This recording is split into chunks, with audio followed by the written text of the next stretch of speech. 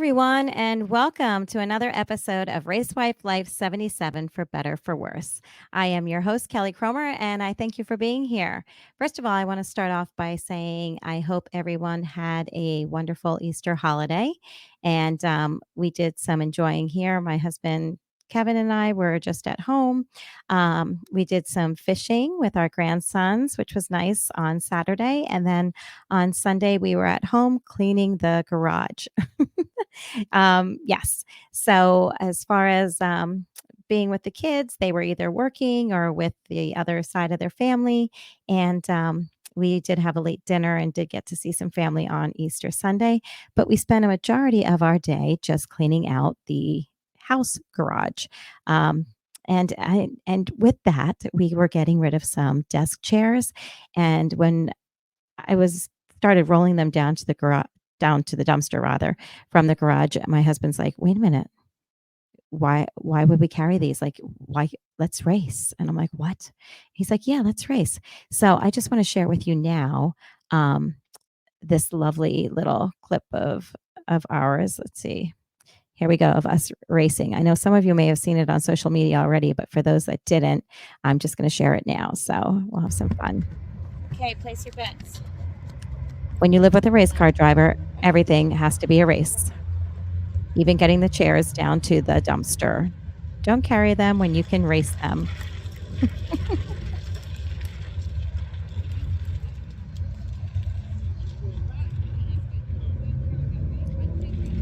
Here we go.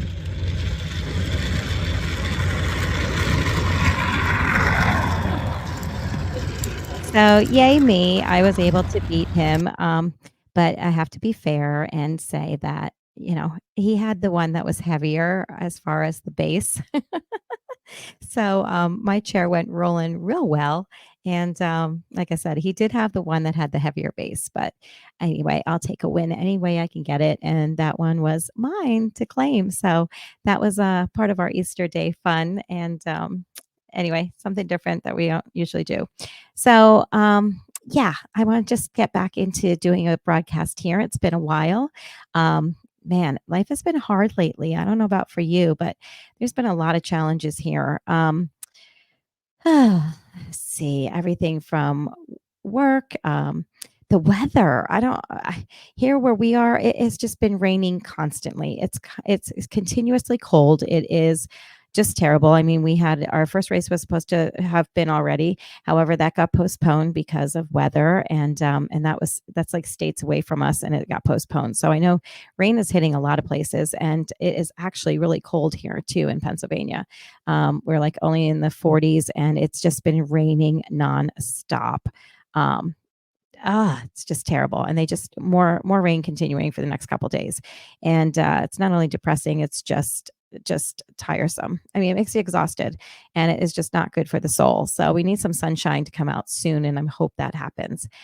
In the meantime, I've been thinking about what to broadcast with, and my guests will be coming on. I know I keep saying that, but they will be. I promise you. But in the meantime, like I said, everybody's busy prepping with, and then also with the holiday. Um, so there's just been a lot going on, and weather. Like I said, it's just been challenging on many cases, including internet. I just find that.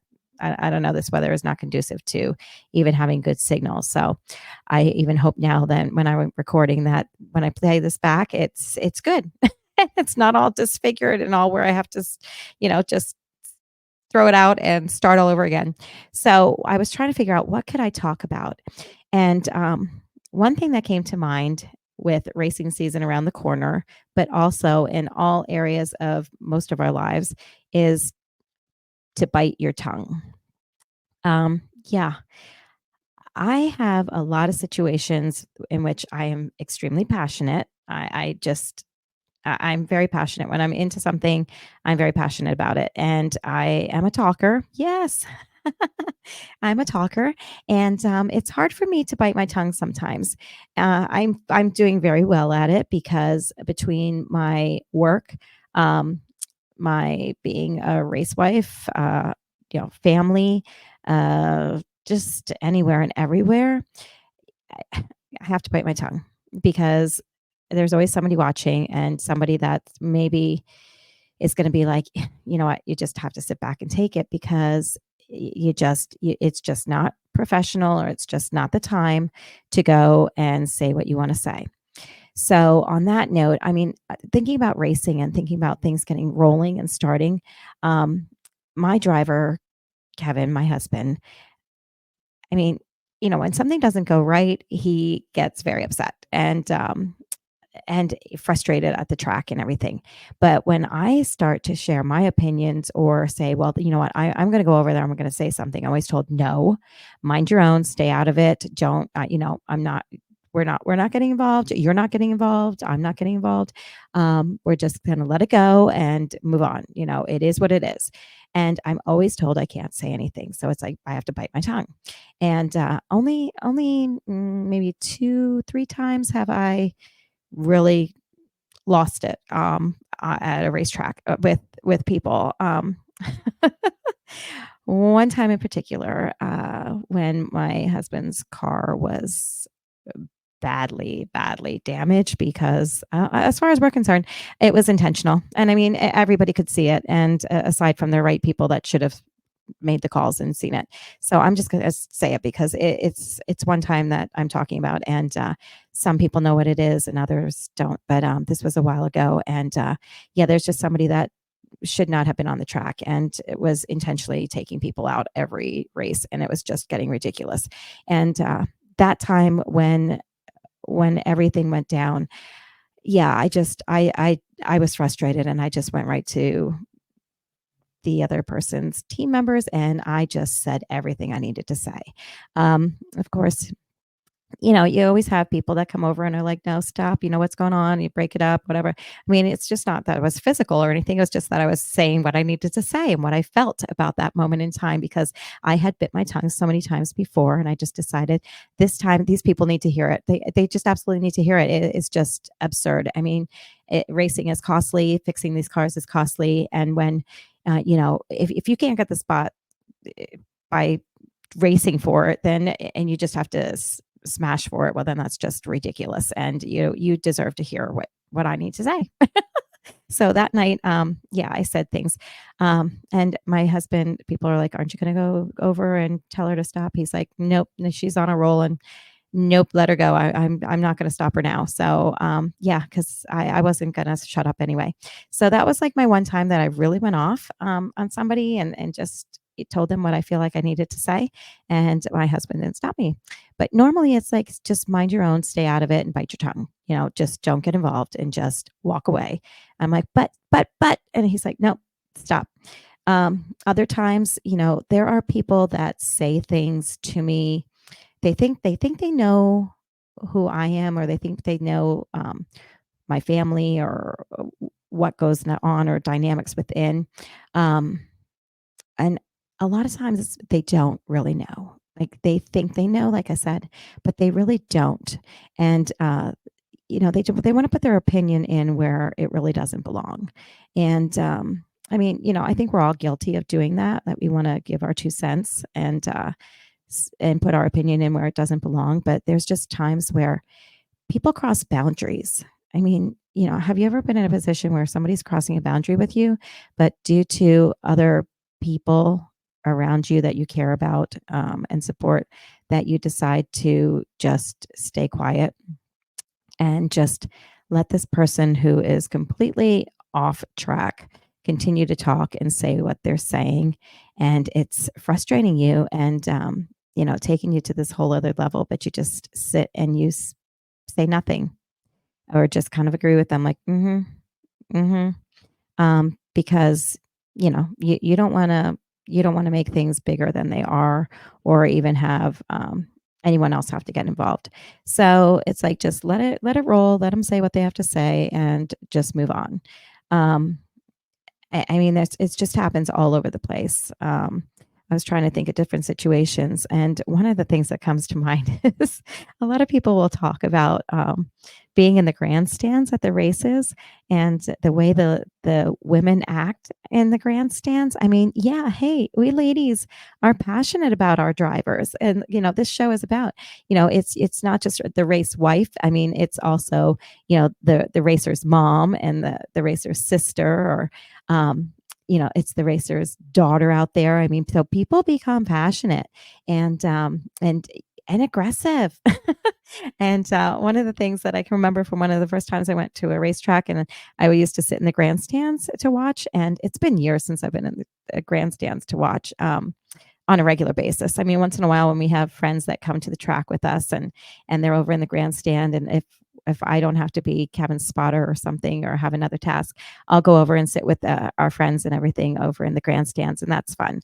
But years back when I first started going racing, I was just blown away by the ladies. Women, as some might say, like, don't use the term ladies because, oh my goodness, the words coming out of their mouth are keeping them far from sounding like a lady. But yeah, I mean, it was like real, like people, like with these women were getting into fist fights over things that were happening with their family members on their drivers, on the track. And I was just like, oh my gosh, is this what these people do? Like I was a newbie with racing and I had no idea, and I was just blown away. And I'm like, I don't know that I can sit over here. I'm kind of scared. So, yeah, I mean, I know there's a lot of people that don't bite their tongue, but how does that work for you? When people are saying something about someone or something that you're passionate about, um, is it something that you can stay quiet and bite your tongue and just think like, oh, I should just let them go, or are you one that's just like, no, I'm telling them what they need to hear. I mean, because I don't care. I don't care. I don't care. And they just need to be told and shut down. Um, because there's just so many times where it can be scary to have these people say things to you um, that you don't want to get into confrontation, so you keep quiet. There's other times where you are just so fuming and you're just like, you know what?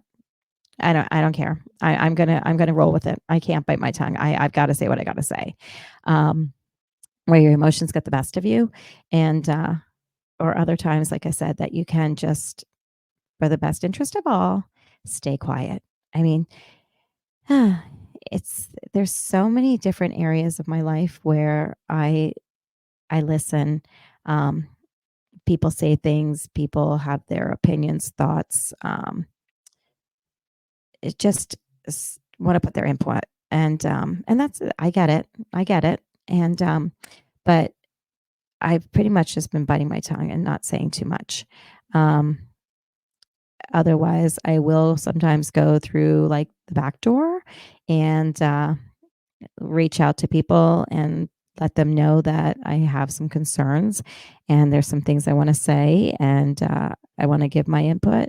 And I do it the best way I know how, and not to come across as in a defensive manner, but just in a, hey, either sharing with what I need to as far as my standpoint, whether it be from an emotional, kind of perspective, to share like, hey, things have been tough and this is what I need you to know and this is what I need you to hear.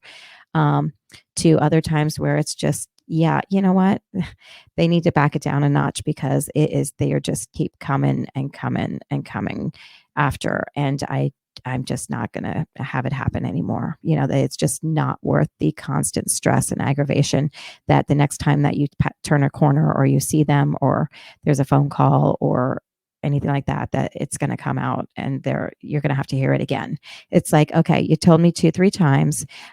We clarified, we've figured out the situation. Stop rehashing it, because the more that you rehash it, after we've been through this, uh, I'm going to listen to it 2-3 times, and then I'm going to be like, you know what? Stop talking about it. Just stop, because I'm done. You know, get over it, or like shut up. um, Yeah, because I can only listen to something so long, and I'll take responsibility for things, even if it's not my fault. Sometimes I will take responsibility for things, and that can be a problem. People don't like when I'm like, you know what, just own it, whatever. Well, why should I own it? It's not my fault. Well, you know what? Just who cares? Just so we can move on because they're not going to stop, and I just don't need the added stress and drama. Who likes drama? Nobody likes drama. Well, no, I shouldn't say that. There's a lot of people that like drama and they create their own drama because they thrive on that and they thrive on the reactions that people give them. And that's where I come in with my, you know what? I'm not giving a reaction. I'm over it. I'm done. I'm exhausted. I'm tired. There's enough that I have in my life to contend with that I don't have control over, that I just have to like move through. So the things that I can control, I will control. And other than that, no, not going to do it. You know, you can point the finger, you can blame, you can whatever you want to do. um, I'll hear you once, I'll hear you twice, but then after that, I'm going to tell you, you know what, I'm not listening to this anymore. Goodbye, and walk away. Because if you can't stop rehashing it, then I don't need to see you and talk to you about it anymore. You can just go talk to somebody else about it. So anyway, just biting your tongue. Best thing to do a lot of times. Think things through. Think beyond the moment. It's one of these things that I preach to people all the time. Um, Especially in my line of work as a counselor. I mean, I'm a mom, a grandma, a stepmom, um, a daughter, a sister, a friend. I'm a school counselor. I mean, there's like so much that I am constantly talking to people and helping them through situations. And the advice is always just like, hey, think about it. Take some time, take a deep breath, count in your head, whatever. Don't even just block people out and don't even listen. And just think about all the ways that your reaction is going to either help a situation or make it worse. And who else is it going to affect? And just take a moment and breathe and say, you know what? I can just bite my tongue on this one because, like, seriously, how's the world going to change if you don't? You know? And if you do, it just makes it easier to just move forward and move on. So, yeah, that's my episode for tonight is just bite your tongue, because there are things coming up in the upcoming weeks with the racetracks. And I mean, all of us have different things going on within our lives. I think that everybody has enough stress, um, enough drama that is unnecessary. So why bring on more if you don't have to? So, no matter where you're at, whether it's sitting in traffic, looking out and watching the rain again. I mean, you know, just complaining about the weather to other people, like they're right there in that same boat with you, and they're tired of it too. So, as far as like moaning about the weather and how you don't like it and how it's ruining your plans, like nobody wants to hear that. Bite your tongue. Um, when things aren't quite going the best for you, there's always somebody out there that has it worse than you. And so think about it. Is it really something that you need to complain about? Or can you just bite your tongue? And when there's somebody that's carrying on and pretty much bringing attention to themselves and maybe just acting the fool, do you want to get involved in that, or do you just want to be like, nope, not being part of that? Because a lot of times there are people who are filming with phones, and yeah, what's it going to be if you get involved? So you know what, bite your tongue. So that's pretty much tonight's episode. I'm not going to really say too much more than that because I think we can all connect and relate. And I am going to do my best to bite my tongue when I get upset with anyone, including my driver, for not listening to me at the racetrack. A lot of times he just likes to, do things and like, oh, I think I should do this, and I'm like, no, don't think you should. But he'll just be like, yeah, I should make this one last change, and it's like, all right, I'm just gonna bite my tongue because if it doesn't work out, it's on him and it's not on me. Like, oh, well, you should have let me do that. If I tell him that "Oh, okay, yeah, go ahead, do that." And then he does, then he'll be like, oh, why did you let me do that? Or whatever. So, yeah. So I'll just bite my tongue, just whatever, go with it because life's short, man. And you don't need the drama. You don't need the arguments or the the extras that it can entail. So bite your tongue, think about it, breathe, and move on for another day, and hopefully a less stressful one, and hopefully with some sunshine, because I am so over all this rain and cold. I mean, come on. I know everybody's like doing that wanting sunshine dance with me. So, hey, I hope you're staying warm, dry, safe, and in your travels in the upcoming weeks to and from the racetracks. I wish you all the best. Those of you that are listening in your cars, be safe, simmer down, no road rage, bite your tongue, even if it's by yourself in the car.